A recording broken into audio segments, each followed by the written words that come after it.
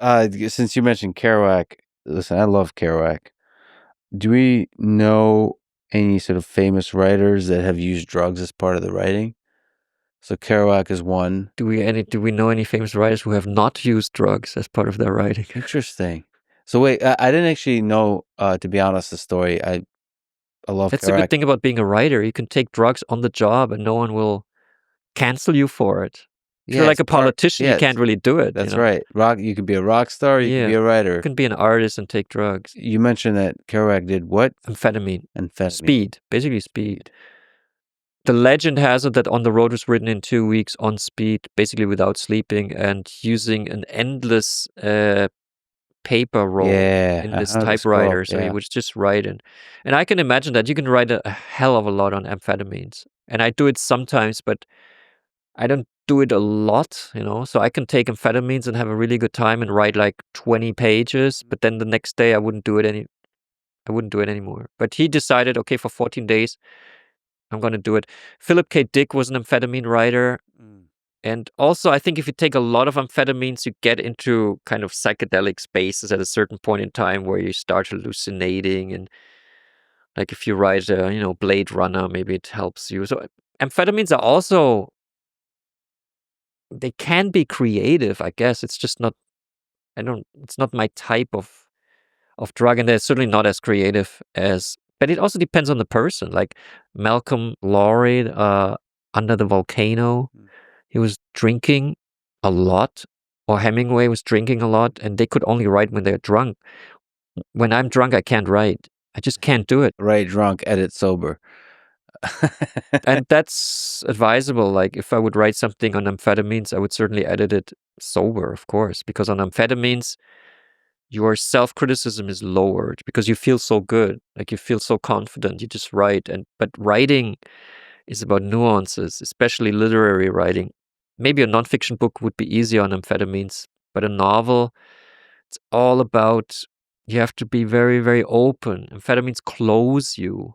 You become like a machine, like you write. But if you are on the right track, like Kerouac with On the Road, he had the right, he was going, But you could also be on the wrong one and then write 200 pages and you just have to throw it away. And probably he did a lot of that also, Yeah. And also On the Road is a particular kind of book. It's an amphetamine book. You want the spontaneity, the speed of... It's about speed. It's about moving fast. It's about not stopping. It is a speed book. Yeah. But it's a great book. It's such a great book. But then I've recently been rereading all of Dostoevsky. So going to Notes on the Ground, to The Idiot, to Crime and Punishment, to Brothers Karamazov. And that, Which was your favorite? Brothers Karamazov. Well, I read it in both Russian and English.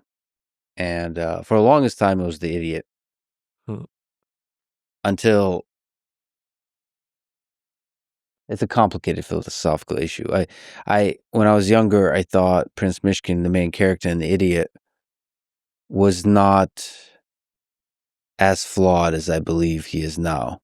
I think Dostoevsky tried to create a Jesus-like character in Prince Mishkin, right? And I think kind of failed because he was too giving in a way that it was actually counterproductive and destructive to the world, which is he tried to fix in the Brothers Karamazov with Alyosha Karamazov. So, but anyway, I don't think that you could do that.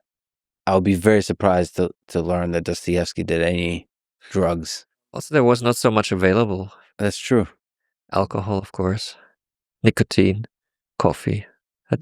Those are really powerful drugs. And I'm also doing a podcast with Chuck Palahniuk, author of Fight Club and many other amazing books. And yeah, he's a great writer. Fight Club influenced me quite a bit. I think the novel is even better maybe than the movie. Yeah. Though the movie's great. I mean, in that case, as he said, like the movie is great and that it's almost like a bigger than life thing. And sometimes like the book and the movie and those things can influence culture. That certainly influenced culture. To where like, okay, this has a life of its own. I'd like to think some of your work might influence how we perceive history. That's really important. That's really powerful. To not just change, but sort of expand our conception of history, which is important to do.